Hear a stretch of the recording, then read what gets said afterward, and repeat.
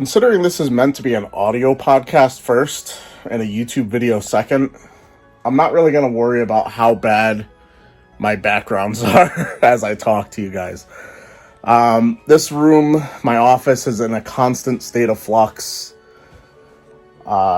Basically, when you switch one collecting focus to another, from video games back there to the toy collection you see behind me, or that you can imagine in your mind's eye if you're an audio listener, you end up with a mess. And it's always a constant work in progress. For the last, 2 years, I think I've planned on having a game room tour for my YouTube video, or for my YouTube channel, and it's never been in the actual works. The room has been an absolute nightmare ever since the renovation that we had 2 years ago. It was about 2 years ago, maybe a little bit less. But today on the Collecting with Cory Show, first off, welcome back. We're back. Hopefully I'm going to be able to put these out weekly. I wanted to get this one out today because the main topic I wanted to talk about is putting together a next-gen Nintendo, potentially Switch, bingo card to basically try and predict what will happen within the launch window of Nintendo's next system. And because it hasn't been announced yet, I wanted to get it out now before I accidentally run out of time between either having a chance to edit this and release it, or if it sneaks past me and they have a surprise announcement tomorrow. This is being recorded on January 9th. We'll see. What have I been up to lately? Work. Watching my son Carter most days for the first 5 or 6 hours of the day, and trying to do my day job of being a scumbag reseller thrifting. It's not going great. He's in the terrible twos, of course, so that is a very, very real thing that you kind of gloss over until you're actually experiencing it. And I feel like it might be one of those things that once you're past it, you also kind of gloss over it because you're past it, and it's not, it's not your everyday constant. So it's like, of course, the worst pain you've ever been in, it feels like the worst pain you've ever been in until the next time you're in pain, and you're just like, oh, this is the worst. So it's like, it's like one of those things where once you're past it, you're never going to really remember it, unless it was literally traumatic for you as a parent. I don't know. That could be rough. But we're all good, all in good health. We are dealing with our first snowstorm of the season. Made it right past Christmas. Missed the having a snowy Christmas by 2 or 3 weeks at this point. And hopefully we will have a sunny garage sale season, because I always worry about the snow lingering. We've had years here in Connecticut where if we get a lot of snow late in the season, it'll be there until the beginning of May. It's it just hasn't melted. It's perfectly warm outside, but it's not melting fast enough so no one has garage sales. We definitely had 1 or 2 years that were like that in the last 5 years, and it was miserable. Actually, it might have been longer. What is time? Ever since COVID, it's like those 2 years, 2020 and 2021. I don't even count them in my head. I mean, the most important thing ever in my life happened in 2021 with Carter's birth. And it's I don't even think about those years in those terms. It feels like they didn't count. It's weird. But what have I played lately? So, having transitioned mostly into, at least in my head, collecting toys, and not really thinking about I gotta build my video game collection, it actually kind of inspires me to play more games. It's just I don't have the time to do it. So what have I played lately? I beat, if I could find it on my shelf here, the remake, Super Mario RPG. Absolutely amazing. Quick rating on it, I'd probably give it like an 8.5 out of 10. My friend Tom is cringing at hearing that, but it's a game I grew up with as one of my friends had it, and we would constantly play parts of it, but I never really saw it the entire way through. I would stop over and he'd be like halfway through the game. He'd be, almost at the end. He'd be grinding to do this thing or that thing.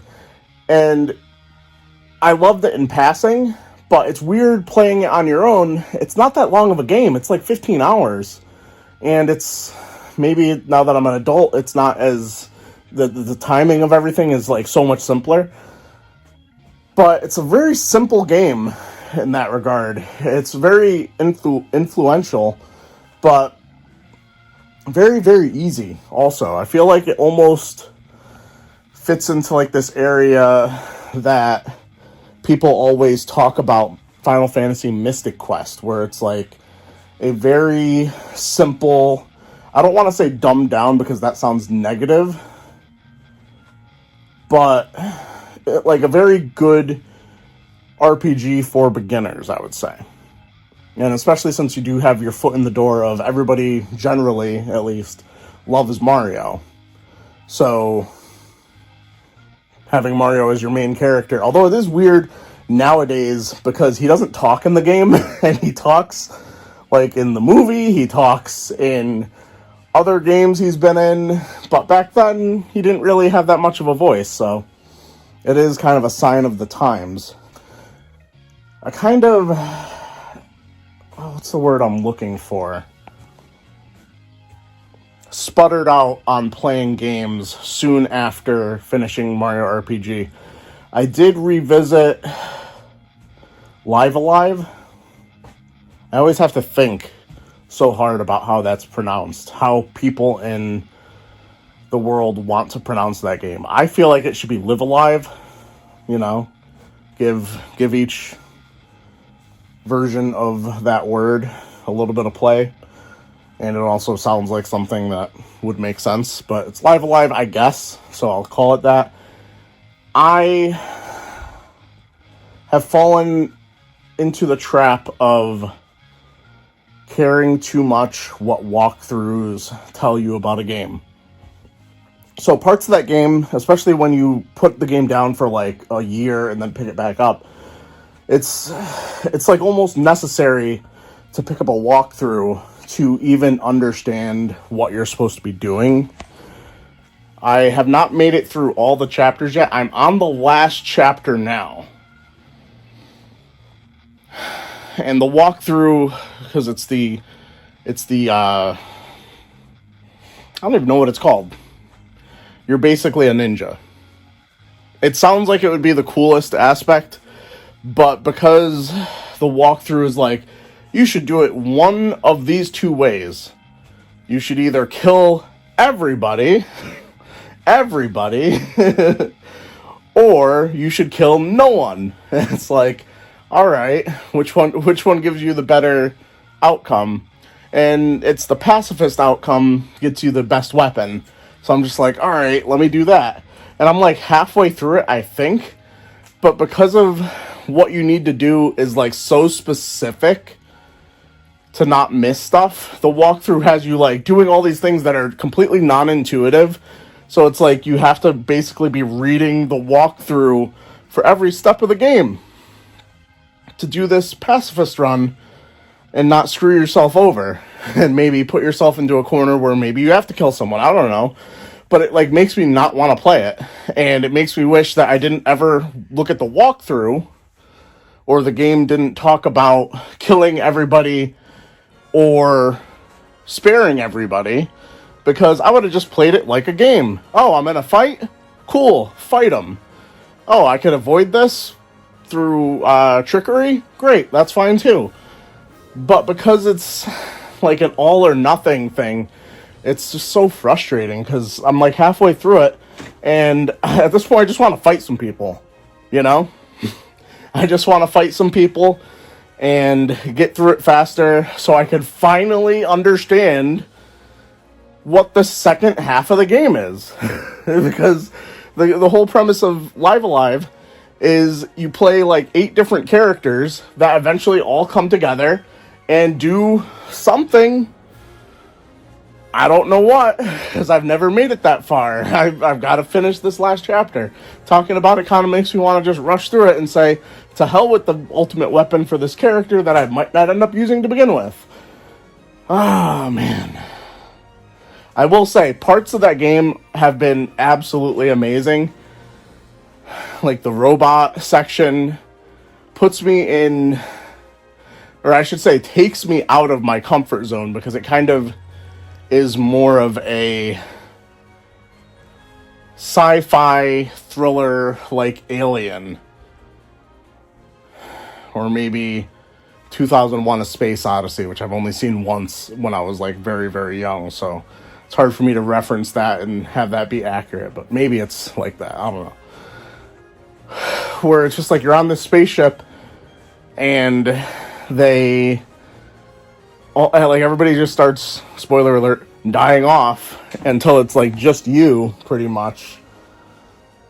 And I would never put myself in that situation. I would not be in a situation where I'm playing some sort of survival horror type game. I just don't do that. That's not a thing I do. And here I am having to do it. And I got this pixelated, 2D HD monster chasing me around. I'm just like, oh my god, what have I gotten myself into? So like aspects of the game have been absolutely amazing, but I would say the highs are high and the lows are really kind of like, what the hell were they thinking, I feel like we've rambled for quite a bit. Now it's time to actually get into the Switch bingo card. Let's go. Alright, so like I said, let's take a look at what I've come up with for my own personal next-gen Nintendo, whatever they're going to call it, bingo card. So basically, for audio listeners, because I am going to be trying to post this as a podcast also, I'm going to go down this bingo card line by line. So we're going to start with B, then the I's, then the N's, and you get it. And we're going to see, eventually, at least, how well I did, I guess. It's hard to say. I'm filming this on January 8th. Maybe January 9th. I'm not 100% sure what day it is. But I'm filming this now because, for one, I've done it. I've already filled out the bingo card. And because I don't have my finger on the pulse quite like I used to with video game news and rumors. So I do have a fear that there will be a situation where a Nintendo announces a trailer for a new system or something and I miss it completely. And some of this stuff you're not going to know just from the first announcement. It's like a longer term thing. So it's going to be a card that we fill out, and we won't really know for sure how it turned out until the launch window is basically done with. But starting out at the top here, first in the B column, I'm going to assume it has a goofy name. I mean, look at this. Look at the Wii, the Wii U. The Switch wouldn't really count as a goofy name, but you gotta hope they're not going to stray far from Switch. But on the off chance that they do, the name's probably going to be pretty goofy. Next in the column, we'll have physical games. And one thing I did with this list, this bingo card basically, is I'm trying to make sure that there are going to be some things here that will be complete opposites. Like if one happens, the other can't. I'm trying to keep those far away from each other. So hopefully I've done a good enough job with this that something I could actually get bingo on. So we'll have physical games. I really hope so. Backwards compatible. Of course, that's what we all would really like. The Switch is, at least in my opinion, the best console library that we've ever had in terms of stuff that's been re-released, stuff that's been released. There's something for everybody. And even stuff that they really shouldn't be bringing to the Switch, they've been bringing to the Switch. Stuff that, for some reason, we can't handle Xbox 360 games ported to the Switch, but they still brought them. They can't handle PS2 Grand Theft Auto games ported to the Switch. We still got them. So, anyway you shake it, like, performance aside, huge and amazing backwards compatibility library if we get there. Next up, we have launches within 2 months of announcement. Pardon my handwriting. Some of these I did not leave enough space for all the words I needed to put. But basically, if they announce it in March, it's out by May. You know? So that's just a thing on the bingo card. Do I think they'll do it? I don't know. I think I have a few other spots on this board that are like that. And then the last one for the B column comes with a Pro controller or equal. Meaning, if they have abandoned the Joy-Con-esque style of controller, you won't have to buy a Pro controller separate. That one's kind of a big ask. I don't know if it actually really has a chance, to be honest. All right. Next up, we're going into the I column. Next up, keeps the Nintendo Switch Online library. All right, this is in the sense of if you've bought a game digitally on Nintendo Switch, you could still play it on the new system. That's pretty simple. Like, Nintendo really loves having people rebuy games that they've purchased many times over. So hopefully this will be the end of that. That's kind of a big ask. Launches within 4 months of the announcement. That one's a little bit more of a wide range. Next up, we have Mario Kart within the launch window. This would be amazing. It's been, 10 years since Mario Kart 8 was originally released on the Wii U, something like that. And it's still going strong, especially in sales. It would be crazy to think that they weren't going to try and launch or have a Mario Kart game in the launch window. And please don't let it be 8 Super Deluxe. This one, I don't know. I don't know if this one stands a chance. No motion controls, meaning no gyro, nothing. Like, you don't have the Joy-Cons anymore. Who knows? Not all of these are specifically wishes. These are predictions. So you're not going to see everything on this list that's like something I want to happen or something I need to happen or something I really hope will happen. But some of them are just things that realistically could happen. Less than $350 in price. That one's kind of a big ask. I'm not sure if that one has a chance. If it's going to be competitive with anything that's current gen, to be honest. And still be some sort of portable, which is what everybody hopes. Alright, so next up. Oh, I've messed this up. A hybrid system. I mean, that's kind of what the Switch, successor will hopefully be. Otherwise, we're just abandoning handheld gaming altogether, unless they plan to... So one of the things I had thought about, unless they plan to make a whole new handheld that is separate from whatever their console successor is, which I doubt, maybe they keep the Switch around and keep producing games for the Switch for quite some time in the sense of it being their handheld. And maybe they just scale things back instead of trying to see like a Tears of the Kingdom level of game on there. You're seeing something more like Link's A Link Between Worlds, something that's a little bit more handheld. Anyway, 3D Mario game within the launch window. This could be a remake or just a brand new 3D Mario game. Next up, we have the free space, of course, and then more than $350 as a price point.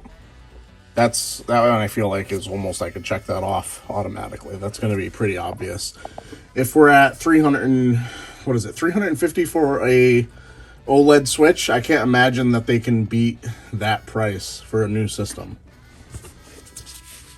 And then 4K graphics. Ooh, I don't know if that one stands a chance, to be honest, just because it's Nintendo. But I put it on here.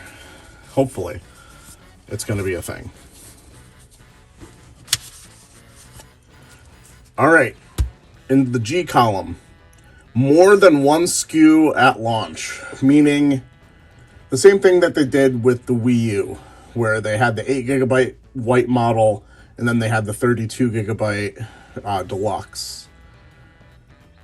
I could see them doing something similar to like a Switch Lite from the jump, rather than that being like an iteration in the middle of the console life cycle. Do I hope for it? Probably not.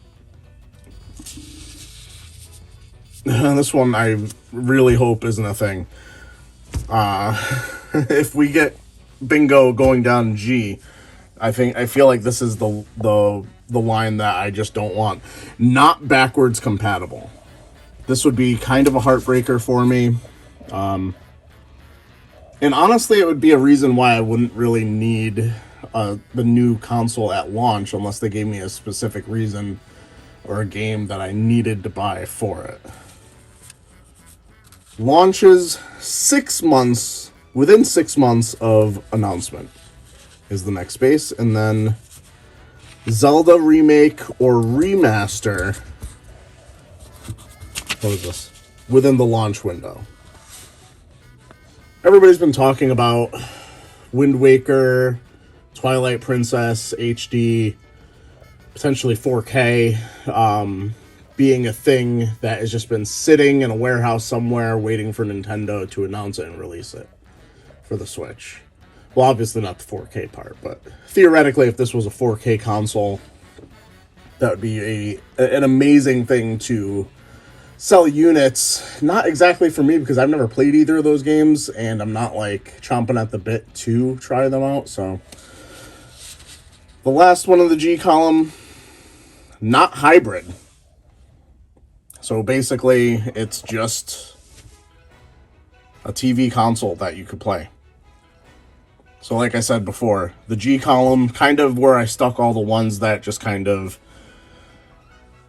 are not for me in terms of what could be the actual situation. Now into the last column here. Oh, we have Animal Crossing within the launch window. I feel like this one's a very strong contender. Very strong contender. I feel like a lot of people have been talking about how the support for Animal Crossing New Horizons kind of trickled off really quick after the launch, despite the success of that game. And it could be because they already started working on the next one with the intent of it being a launch title. Motion controls. This is another softball. If we continue to use the Joy-Cons, well, it's already in there. Or it could be something where we have a whole new motion control system there.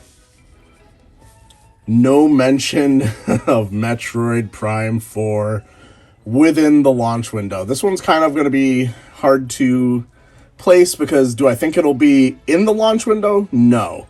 But I'm just saying any mention of it. I don't think they're even going to mention it within the first, 4 months of this system being out. So here we go. 1080p, or I guess, not 4K is my next in the bingo card here. It's likely that if it's going to be any sort of hybrid handheld, that's just going to be the world we're living with. It's not going to meet 4K,